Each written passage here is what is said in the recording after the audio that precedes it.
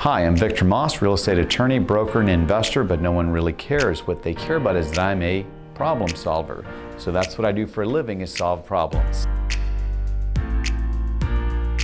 I'm going to show you to find deals you never even knew existed.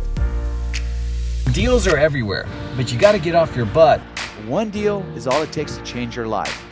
Victor freaking Maas, that's right. Hey everybody, this is Victor Maas again with the Victor Maas Real Estate Show. Today I have one of the greatest investors I've ever met in America. Her name is Dwan, and she's Dwanderful. Dwan, tell the folks where you're from. Hey, well, gosh, I don't know. I have a place in Colorado and Florida and Iowa, so I think I'm kind of from everywhere right now. Good deal. Now, how long have you been in real estate investing? So I actually started investing over 30 years ago. That's right. One of my favorite stories about Dwan was she was a waitress at Denny's as a single mom. And remind the folks, did you keep that job? I worked at Denny's on third shift. This is 10 at night to 6 in the morning. I got fired at like 3:45 in the morning. Wow. I got fired from a lot of jobs in my 20s because the people that would fire me would always say I was insubordinate. I offered my opinion too much. I tried to tell owners of companies how they could do things better. And apparently, when you tell the owner of the company all their flaws, they don't really appreciate that very much. I wonder why. I don't know what that's about. I needed to be an entrepreneur. I just didn't know it yet.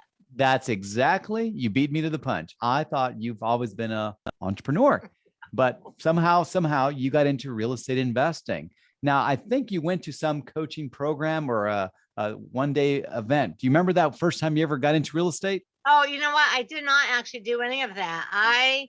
Well, you've met my daughter Ayla before, and so she is 32 now. So her dad and I split up when she was only 8 months old. So it was just really kind of unexpected. And all of a sudden, I was like a single, and I've got a baby.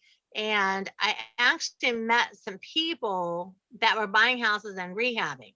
And they said, oh, we buy them, we fix them up, and we sell them. So my mind was like, oh, okay. So they decorate. That's how they fix it up. They decorate. I could decorate houses. I'm excellent taste. I would be a great decorator. I'm going to decorate houses. And that's kind of what I thought that I was doing. So there was no RIA group. There was nothing 30 years ago. There was no internet. There were no RIA groups. There were no meetings. There was nothing. The only thing that was on television was Carlton Sheets. I remember him. Remember that? That's my first program I ever bought. Well, I didn't even buy that, and I did later on. And so I just kind of started rehabbing houses and kind of winging it. And then some RIA groups came, and then I started going and meeting other investors, and but I've grown my business now. I've done over 2,000 personal deals. Yes. Now, have you noticed that after about 100 deals, you're kind of on autopilot? I mean, you're always learning new techniques, but it's the same formula. It's not like you have to originate something new every time. Am I right about that? Yeah, it is. I don't even know, not even that. After like 30 deals, I couldn't even tell you that many specifics about my deals since then. Like there's a few people always, oh, tell me about your best deal. And the ones I remember are like the first few. Yes. Because after you do hundreds, you're just like, okay, who was that homeowner? What was her name? Where was that deal? Like, it's hard to remember. Absolutely. So I started decades ago making a little folder for each house and taking a picture of it and like writing some notes. So if I ever went back and looked at the picture, I could, I kind of remember that deal. But sadly, I don't even remember 90% of them because they're all happening so fast. Yes, I agree with that. Definitely. So obviously you got into real estate investing almost out of necessity. Yeah, I know. I was necessity. Victor, as you have 3 girls. I know you've raised your family. So I had planned on being married and raising kids and being a stay-at-home mom and being that homeroom mom, that Girl Scout. That's what I thought I would be doing. And when I was all of a sudden single, I knew enough to know that if I got another job, it would just be a job. And I would keep it till she was 18 because I would need that income. And if I was ever going to make a break and try something on my own, that was my moment. Yes. So I took that chance, and thank God I made $22,000 on my first deal. I made $50,000 on the second one. And I was like, that Off is and running. all I need to know. Off and running. I love And it. that was, I love it. never looked back for 1 second. What kind of properties do you focus on? Commercial, residential, Airbnbs? What do you focus on primarily?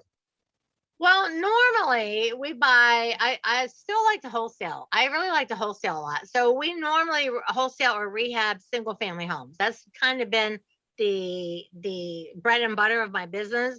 And I told you recently, we bought all these buildings in this town called Clinton, Iowa.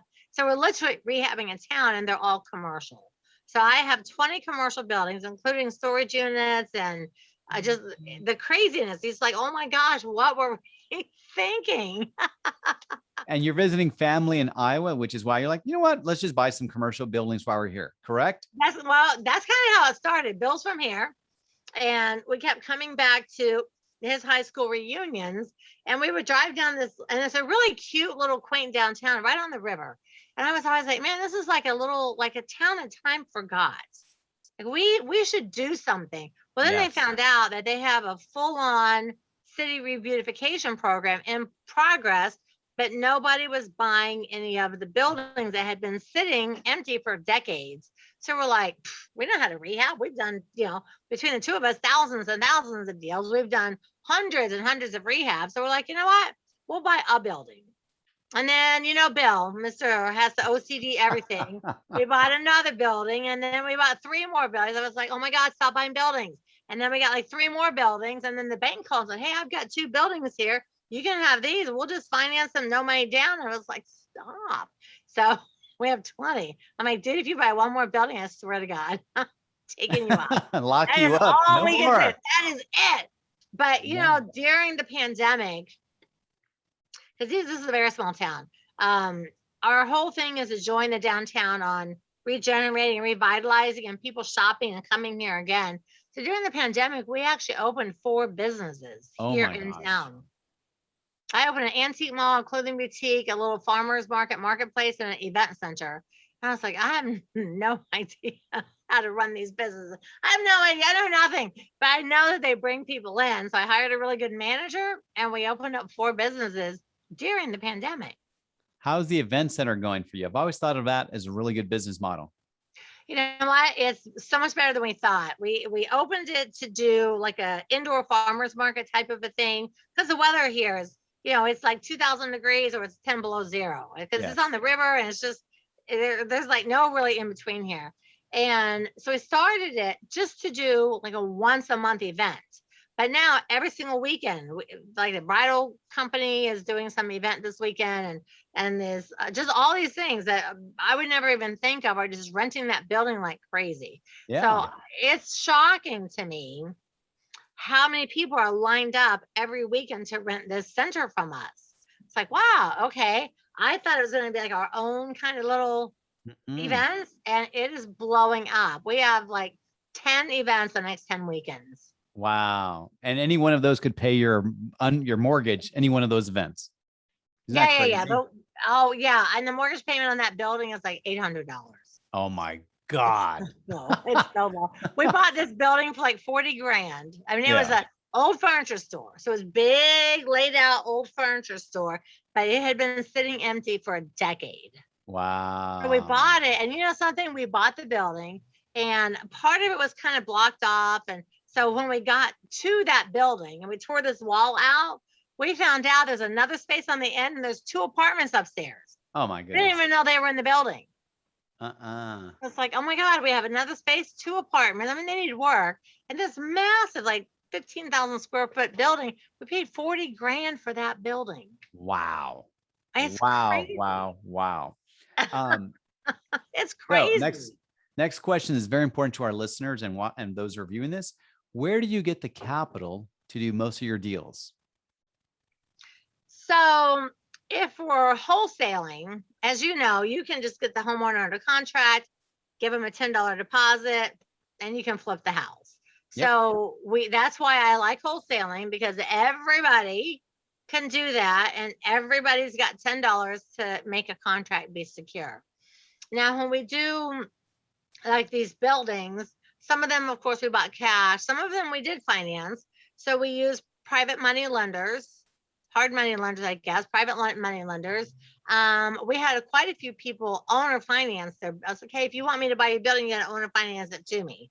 So we do a lot of owner financing to us, and we do a lot of subject twos. You know, subject twos. Oh So yes, love we it. do a lot. So someone deeds the house to us, and then I get, a giant down payment, and then subject to it out to this guy. So we're really able to use quite a bit of our own capital because we structure all the deals to always have a lot of money coming in. Absolutely. Either they give you a good price or they give you great terms, preferably Yeah, both, but price it's or usually terms. one of the other. I tell every person I work with, I buy a house or build, I'm like, listen, you can have price, you can have terms, but you can't have both. That's right. And And so they try, just like move if I on. have time to give a real quick example, one Yes. of the buildings, so this little town, Clinton, is a very small building. They have a Rotary Club, and which I did not know Rotary Club still existed. So one of the women Toastmasters of America. I got you. right? So one of the women is part of this little, and the women have lunch, and she sold us her building. Well, then she told her friend, like, hey, because these women are all like 80, their husbands have all passed, and they own all these buildings, and they just like forwarded them up. So then she told her friend, well, the Twyfords. And so this woman calls and says, hey, I have 3 buildings I want to sell you. I want $250,000. And we were like, And so we were like, you know what? Owner finance it to us. Well, and so through the negotiation process, I got her to sell us the buildings for like 175, but we agreed to make interest only payments for 5 years. And so when it all came out, it was about what she had in her mind of what she wanted to have. But we got it for like $75,000 less. She gets interest only payments, and we didn't have to put $1 down. We said, we can't give you any money down, nothing. Interest only loan for 5 years with a balloon at 5 years. Yeah, basically a balloon of 5 years. And at the closing, because of the taxes and the prorations, we got $1,300. That's awesome. And we bought 3 beautiful buildings that did not need $1 in any of those buildings. Very nice. It was just creating, like in her mind, she was like, well, I don't care if I get the 250 in payments or in a lump sum. This is just, I'm not budging off this number. I'm like, okay, then you finance it to us. We'll send you payments, and in 5 years we'll pay you off. And she was like, okay, I'll do it. So people just have to know to be creative. I would have to agree with you. Most people think you need a lot of capital to begin doing real estate. To own $1 million in real estate, you really could get away with nothing out of pocket. You just need to learn how to structure deals. There was one of my speakers years ago here at our local RIA, a guy named Chris McClatchy. I don't know if you know Chris or not. I do. He taught me the power of zero. And he would say, look, if you're trying to hypothetically buy a home, they're trying to get 100 grand for it. All the investors are offering 60 grand cash. He says, no, offer them 120. It's like, what? Yeah, offer them 120, just no interest, no down payment, and 10 years. And with a balloon at the end, and before you know it, you owe them 20 grand at the end of 10 years. Now the home is worth 200 grand. You owe them 20 grand, offer to extend even further now with interest. Or, the creativity was just out of this world. And so those that are watching this, Dwan's got it. She understands about being creative and solving their problems. And really, they don't even care about the money, because if they go into a bank with 200 grand, they're going to earn how much, Dwan? Nothing. Nothing, 0.5% or something. And the thing that people need to understand, because you and I talked about this, when like this woman that owns these 3 buildings, she's not going to put any money into them. Her husband's passed away. She wants to move to Florida with the other ladies, but she was stuck on this number. Like she would not budge off this number. So instead of trying to beat her up and make her feel bad about giving it to us for less, we were able to reach her number just with a more creative structure, where at the bottom of the day, the end of the whole thing, she gets the amount that she wanted. And we did not make $1 down. We left the closing with $1,350 in our pocket. Nice. And she's so happy. Nice. She's just like, woohoo. And we're like, woohoo is right. Hey, is real estate investing? I already know the answer, but I want them to hear it. Is real estate investing your hobby, or is that your profession? Oh, no, it's definitely my profession. Yes. I treat my business like a business. Yes. It is, people that treat real estate like a hobby, they're the ones that go, I've been doing this for years and I've never made any money. It's so much work. It's like, it's because you treat it like a hobby. It's a business. Correct. You get up, you go to work, you take care of your stuff. It's a business. That's right. And then it allows you to have all these great hobbies.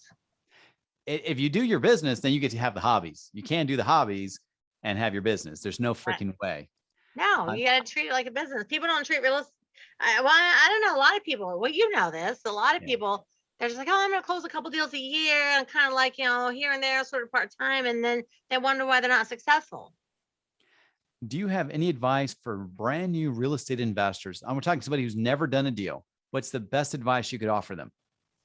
Well, people learn one of two ways. You learn from mentors or mistakes. I love that. Everything we learn from a mentor or a mistake. So for especially for new people, they need to find a mentor, and a mentor needs to be a person like you, a person like me that's been doing deals for decades, not someone that did 2 deals and wrote a program and they're actually an internet marketer. So I would tell people to be very cautious of internet marketing versus real mentors. And whatever you pay the mentor, you will save 100,000 times over from not making bonehead mistakes.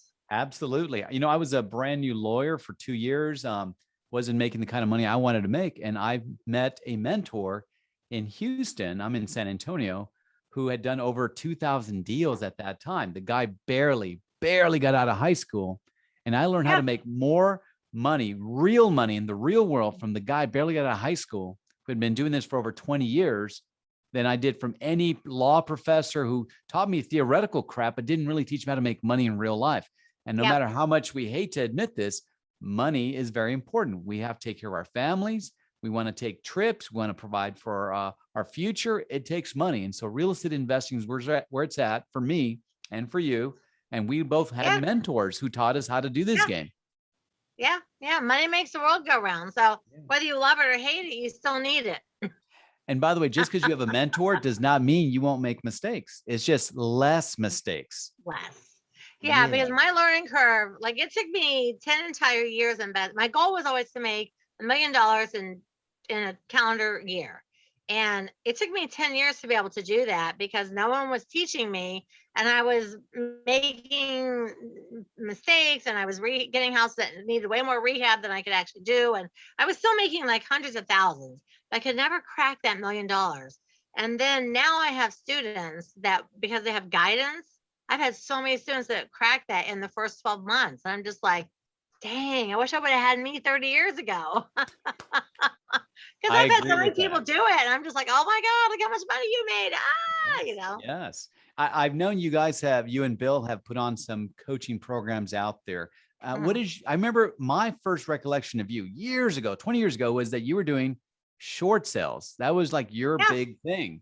So what are you doing nowadays to teach folks real estate? What is your big program? Is it wholesaling? I think if somebody is like brand spanking new out of the gate, wholesaling is safe for them, because if you make a couple of mistakes, your deal falls apart, and it's unlikely you're going to get yourself into like a big lawsuit or something like that. Right. But as soon as someone has just enough knowledge and a little bit of money, I always tell people like, hey, listen, you need to get into long-term rentals, get storage units, do subject twos, do short sales if you need to do a short sale, buy some, spread it around, buy some commercial, have a little bit of everything. Because you have a little bit of everything, that if this market goes down and that market's okay, and this thing goes down, this thing goes up, like you're never in a position where you just you lose all your stuff in one big shot. You're talking hedging. Yes, exactly. Yes. Exactly. We have single families, we have commercial, we have apartment buildings, we have storage. So if any one thing falls out of favor, because of the economy, the other things are okay. All right. So right now you're in Iowa, but your home base is in Colorado, right? No, our home base is Colorado. We have a house in Florida because when I met Bill, that's where I had lived, and that's where I started my business. And I'm a beach girl, so I'm not giving up my beach house. And then I'm in Iowa. So this little background is stuff out of my little antique mall that I started during COVID. So hypothetically, I pulled you out of Iowa today and I said, all right, I'm dropping you off in Dallas and you have to live there for the next, year. You got to start all over from scratch. You have no capital. I'm going to give you just enough to survive, but not to get ahead. And I want you to get deals in Dallas, Texas. I'm in San Antonio. I'm dropping you somewhere new. What would you tell somebody who's watching this, whether it's San Antonio, Dallas, Austin, Houston, doesn't matter. How do you get that first deal from your perspective? You know what I would do? I would do what I did back in the day. I would go to the courthouse. I would handwrite all the foreclosure, or get it online if it's available. I would get all the foreclosures. I would go door knock and I would talk to people and I would sign some contracts and I would flip some houses and I would have deals closed within 30 days and I'd be rolling in on my game again. Absolutely. It would not matter where you put me. You know, I had the good fortune a few months ago to meet the Robert Allen. You and I both know who he is. He pretty much is the godfather of what we do. He wrote the best-selling book back in the 70s, How to Buy Houses for No Money Down kind of thing.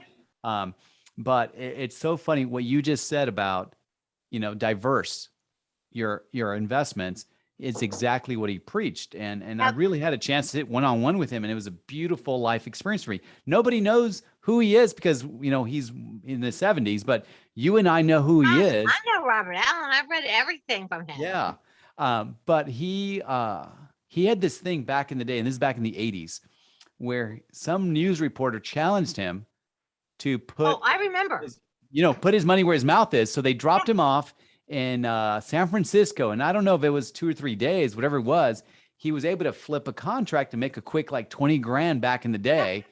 And this is in the 80s, folks. Yeah. Because he took massive imperfect action. And the same principles apply back then still apply today. Get off your butt, take massive action, and you can get deals if you get off your butt. And no one's going to do it for you. Do you agree with me on that? 100%. Yeah. And I know people are like, oh, you would knock on doors. It's like, listen, if I had no money dropped off, I wouldn't have money to mail postcards. Wouldn't have money to do that stuff. I'd go to the courthouse, I'd get the address, I'd knock on doors, I'd get a deal under contract, I'd find somebody and off Craigslist to buy it from me, and I'd be done, and I'd have a deal done in a week. There it is. Funny story. Before we started doing this recording, it's about almost 1 o'clock our time here. This morning, I went and drove 25 properties. That's off a list. And we were able to narrow that list down to 5 of those 25. Plus, we found 14 others that were not on our list. So I've got 19 properties just off 25 properties. So I'm hustling even now, and I enjoy the hell out of it. I've got my staff, 2 of them, running 80 properties each. We're hoping out of 210 leads off a list that we started with 700, that we get it down to less than 100. Amazing leads. We do skip search. We start calling, door knocking. We're hoping to get several deals out of that. It's a hustle. Yeah, it's a hustle. And nobody thinks, oh, I don't have time for that. Do you ever notice that, Dwan? I don't have time to do that because I've got to go do this and it makes me crap money and I struggle in life. And I don't get that. Like, get rid of all your expenses and then have time to do this. And they won't sacrifice. They won't sacrifice. I have so many people tell me, because I've been teaching training for like 25 years now. They're like, oh, I have kids. I'm so busy. I can't do this. I said, listen, my daughter was 8 months old. She was in the car with me. We were listening to Disney sing-along songs 24 hours a day. Like, I was ready to hang myself if I had to hear another Disney song.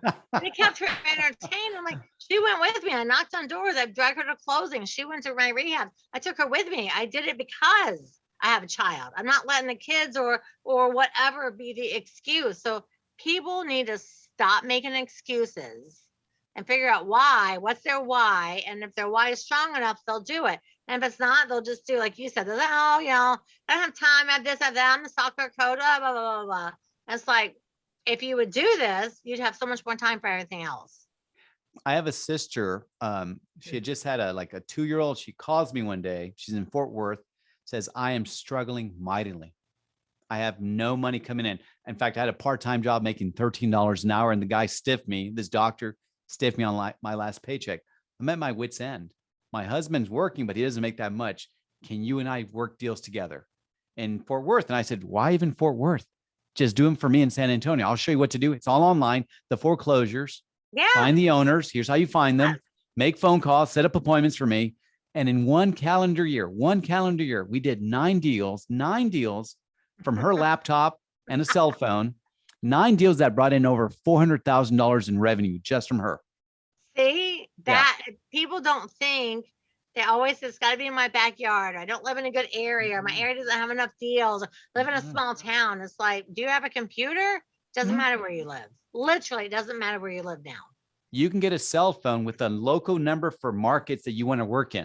So Yes. that way, when you call them, it's from that area code. You can text them from that area code. Yeah. So that's a great way to do it for those who are watching this.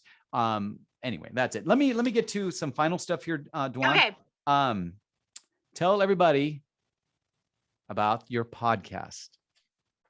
So my podcast is, so my name is Dwan. So my podcast is called The Most Dwanderful Real Estate Podcast Ever.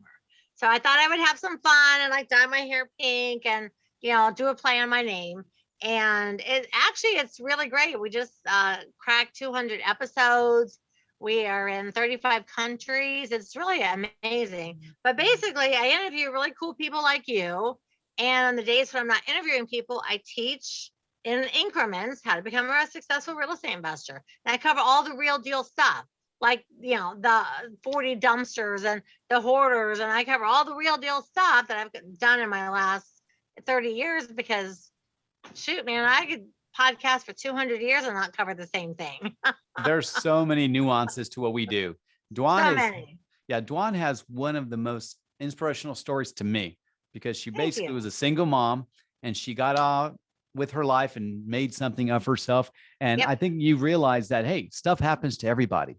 Yeah, it does. So either you're going to complain about it or do something about it. And she definitely went above and beyond and did something about it. I think she met her husband in this industry. My husband took off Yeah. and he took the money and he took the car and he left. And I literally had $75 in my purse. I was looking at this baby. I'm like, oh my, I was bawling my eyes out. Like, oh my God, I have $75. I have a daughter, she's 8 months old. Like, what am I going to do?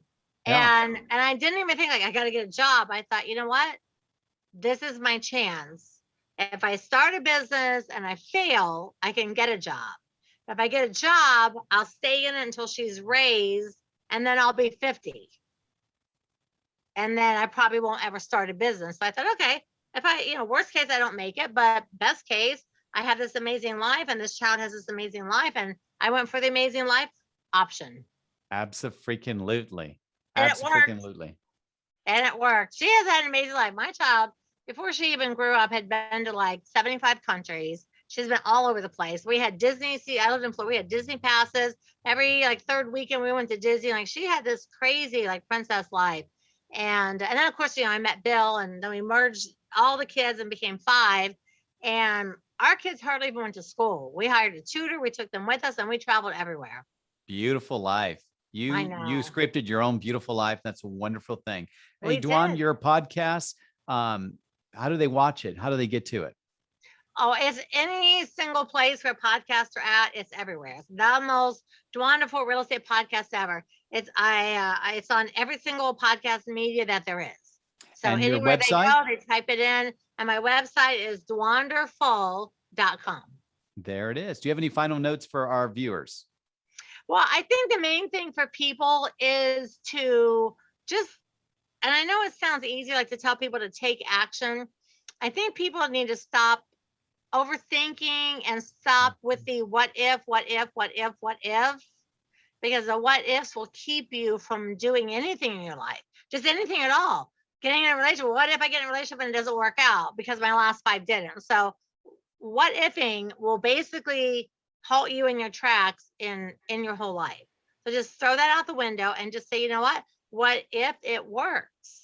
What if I meet an amazing person? What if I do lose those last 10 pounds? What if all that greatness happens to me? And change your mind. That's beautiful, Dwan. I can't wait for you to come visit us in San Antonio again. I can't wait for this COVID thing to finish so we can get back to some normal business. But everybody always needs a home. We are problem solvers, you and I, and a lot of other good investors. We look forward to seeing you guys on the next show of the Victor Maas Real Estate Show. Thank you, Dwan, for coming on board. And I can't wait for you guys to get to our next real estate deal. Y'all take care.